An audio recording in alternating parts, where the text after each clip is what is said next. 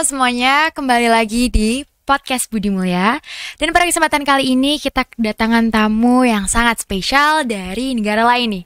Penasaran kan? Jadi langsung aja yuk, kita mulai. Semuanya, jadi aku di sini Nadine bakal host lagi bareng kalian dan semoga kalian gak bosan lihat muka aku terus. Nah, langsung aja. Kali ini kita kedatangan tamu dari Brunei Darussalam. Nah, ini dia. Seru banget, gak sabar. Halo, Assalamualaikum warahmatullahi wabarakatuh. Nama saya Berliana Indah Jeffrey. Boleh dikenali dengan Berliana Jeffrey. Saya berasal dari Brunei Darussalam. Cool. So Kak Briliana, I have a few topic and a few questions for you. Can I just go to the first topic? Yeah, sure, go ahead. Okay, so as I know that you're coming here from Brunei, right? And what's your first impression when you're coming in Indonesia? Okay, so what do you want to know first? Is it the goods or the bads? Both will be okay. Alright, let's start with the goods, okay. When I go to Indonesia for the first time, I think I really like how there are a lot of skyscrapers in Jakarta, especially because in Brunei we don't really have a lot of skyscrapers, but in here there are a lot, and I really like the view. The sceneries are very, very awesome. But this is not a bad, but it's just like something that it's not common in Brunei. In Indonesia, Jakarta especially, because we're here, the traffics are very, very huge and it's very packed. And I'm like, oh my god, like it's really but very banyak kereta. Kereta in Brunei is car. Oh. Yeah. So, aside from that, it's also the motorcycles. I was in Brunei, though there are also motorcycles, but in here in Indonesia there are much more a lot motorcycles. So that's not a bad thing, but it's something that a culture shock to me. Yeah. Yep. Yeah, in here, it's literally traffic anywhere. Yeah. It's not only in Jakarta, but in Tangerang too, so it's kind of tiring, but yeah, like what you say, it's not a bad thing, but it's just the thing that make you shocked in here, right? Yeah, Nice. And how long have you been here? So this month will be our 6th month, but counting specifically, it will be still 5 months plus. Yep. So you've been here for almost 6 months, yeah? Yeah, almost 6 months. Nice. And when you come here, you spend for 6 months almost. What are places that you visit the most in Indonesia beside the university? I'm sorry because I may sound very Bruneian, but I go to malls a lot. And one of the mall that I always go to, my second home already, it's Lipo. Lipo Mall Puri. Oh, Lipo Mall Puri. Oh, the one that that beside Perindah Mall, yeah, too, right? True. Yeah, that's a very, very nice place. Yeah. I really like to go to the mall. Right, That's my second home too. But then it's really, really crowded when it comes to holiday. Yeah. Or maybe weekend. That's true. Okay, nice. And do you get experience a good thing in Indonesia that you've never been experienced in Brunei? A good thing in Indonesia, it's the accessibility to transportations.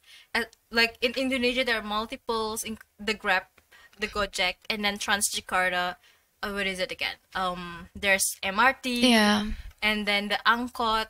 I feel like if we're going to implement the same thing in Brunei, it would be a great way to really smoothen the traffics in Brunei Darussalam, because it's really nice here. You can just order your Grab or Gojek and then you can go already. Yeah. Yeah, you can go anywhere and just click on your phone, and then ta-da, you're there. That's and you're really here. accessible. Yeah, and you can go to Lipo really, really fast with Gojek or maybe Grab bike or something like that. It's really, really nice. Yep. And when you're here, what's your favorite Indo food? Really, really makes you want to die because of that food. girl, I really like seblak. That's something that I Oh, you really like seblak. die for. Yeah, seblak is so nice. Okay, what about baso aci? Have you tried it before? Baso aci? Yes. I don't think I've ever tried that yet. So it's like, you said that you really like seblak. Seblak is like the sister of the baso aci. Oh, I see. Yeah, you should really try it because honestly, I don't really like seblak, but I really, really do like baso aci. Oh, you don't like seblak? I don't because it's too spicy. I love Oh. spicy food, but not that spicy. Do you like spicy food? Very much so. Oh, that's why Yeah. you like The seblak. one that's near to Mercubuana, that's in Indonesia, it's our langganan. Yeah. Oh, Because they offer level 1 to level 10, and I usually order level 8 or 9. oh, 'Cause I really like it. cute. Where do you usually like buy seblak? This is like a promotion, but then Seblak DSA near to Mercubuana, it's near to Oh. Maret. I think it's like a popular seblak in Yeah, here because it like is. I hear it from a couple of my friends that they really like seblak and then Yeah. they buy it in near of the your Mercu. university.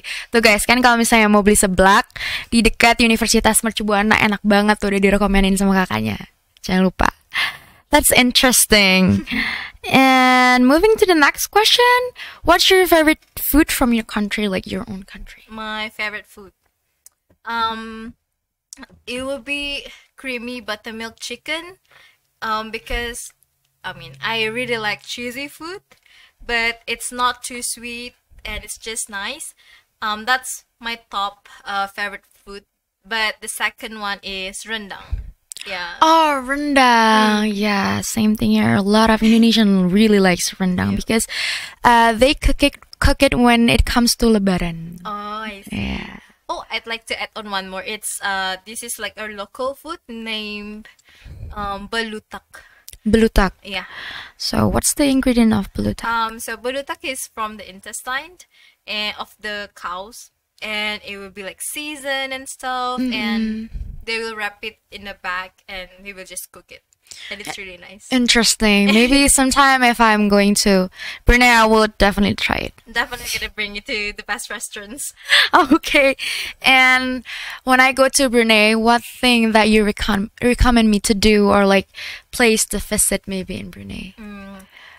Since Brunei is very very famous with its ecotourism, I would really love to take you to the Temburong district. It's one of the districts in Brunei, and we can go to the Ulu Temburong National Park because you can experience kayaking there, and then flying fox, and you can go into the canopy walk, and that's like hundreds meter above the ground. Wow. So you can really see like the horizon in front of you, so it's really nice. Oh, it's really nice. I should probably go there. I really wanted to. Looking forward. Okay. We all know that you're here for university, maybe.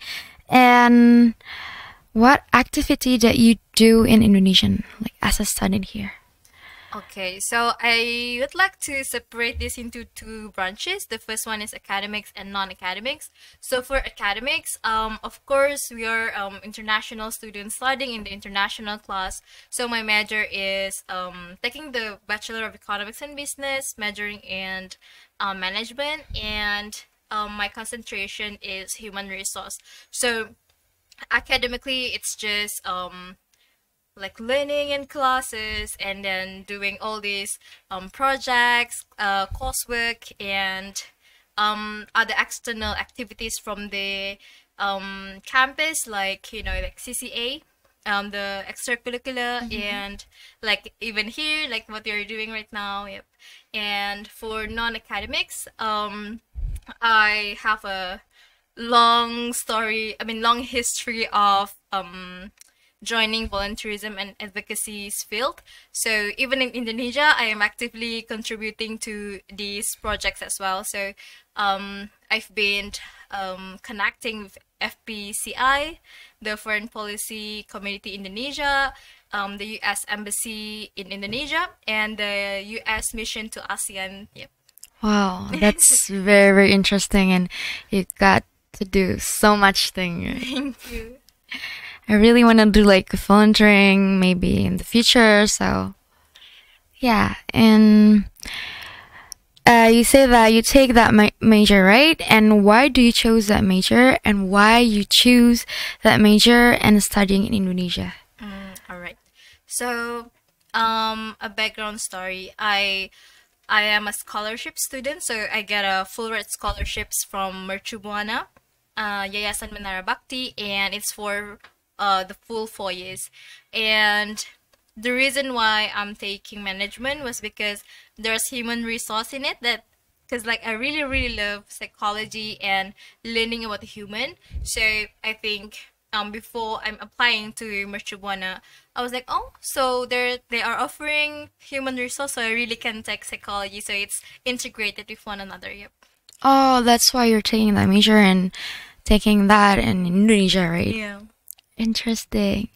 And we talk about your country in Indonesia. Can we? Yeah, sure. I want to know, like, what's the different thing about Brunei and Indo? The difference. Yeah. Okay, so in culture, obviously, culture and language, obviously, Indonesia and Brunei are almost similar because, you know, we have this term called serumpun. So we share a lot of common values, and that's not only morally based values, but also cultures. So that's why I mentioned rendang, and you are also Yeah.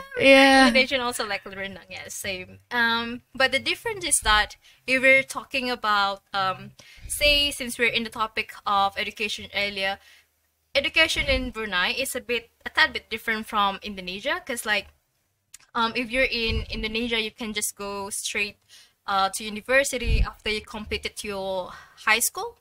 And in Brunei, we use the term secondary school, but it's still high school. And we cannot just go straight to university after just finishing secondary school. So what we do is that we either go to technical school, we go to polytechnic or A levels, which I did, and that took me 2 years to complete, and then only I apply for university, because that's the rules and regulations in Brunei. Yep. Oh. Yeah, you were saying? No, you first. It's okay. Right. And in terms of environment, as I said previously, it's how the traffic is much more congested in Indonesia. Even though in Brunei we also have traffic, but it's not that heavy as it is in Indonesia. Yeah. And one thing that I love about Indonesia is that the diversity, it's really really great. I really love at how each ethnicity has a lot of like food, and then the dresses are also different. And I also watched it in the fashion show earlier. It's really nice. Oh, Yeah. thank you. That's very, very nice of you. I'm really, really glad to hear that. And what if I wanted to study in Brunei? What it's just like the social, maybe, and maybe like the for education, like what's the difference? The difference in education Yeah. in university level, No, in high school. high school. So in Brunei, we don't have like a national examination like UN, Oh. but our school system is integrated with the British school system. So British as in specifically Cambridge. So Cambridge in the UK. So in Brunei secondary school, we are taking O level, so ordinary level, and then after that, earlier I said I went for A level, so A level is advanced level, like that. Oh, so it's kind of different from here. Yeah, it's kind of different, but it's a bit similar as well, because we also have like art stream and then science streams, like that. Yeah. Oh, that's really, really cool and amazing too. Thank you. Maybe this is gonna be like our last question for you. Okay. We all know that you coming here to studying abroad, right? And you must have some tips right? And can you give us some tips to encourage ourselves to studying abroad? Because there's a lot of people that wanted to studying abroad, but then they're scared because of maybe the language, the social, the maybe difference or something like that. Alright. So that's the camera, right? Yeah. Okay. that one. So for everyone who are watching this, if you're still a student, of course you're still a student, and you have this desire to study abroad, well, go for it, because one thing that you first take is to have courage. To have courage to apply, to have courage to actually search for potentials and opportunities. And by doing this, it's very hard, especially if you're going to the final year of your high school. You're going to take your exams, and you're like planning ahead for university. Again, it's the courage, the determination that you have inside, and you just gotta be resilient, because applying for university is really hard, and they have multiple requirements, and it varies across each universities and each countries. So definitely, if you want to go abroad, just go for it. Whether you failed later on, it's okay. At least you tried, and that's what at least that's what makes you at ease. Even though, of course, you feel disappointed and sad if you're not making it right. Also, you mentioned about people or students being afraid to apply because they are afraid of the language. Again, when you already have courage, I think you have this really eager, a fire in you to study abroad, and you will take everything in your power, and also you have this strong willpower to study. And like what I just said in English, like I know some Indonesian students, they are afraid to speak in English. They were like saying, I'm not confident, but actually they are really good, even though there are like people who still, like scared and insecure because of their pronunciations, grammatical error and stuff.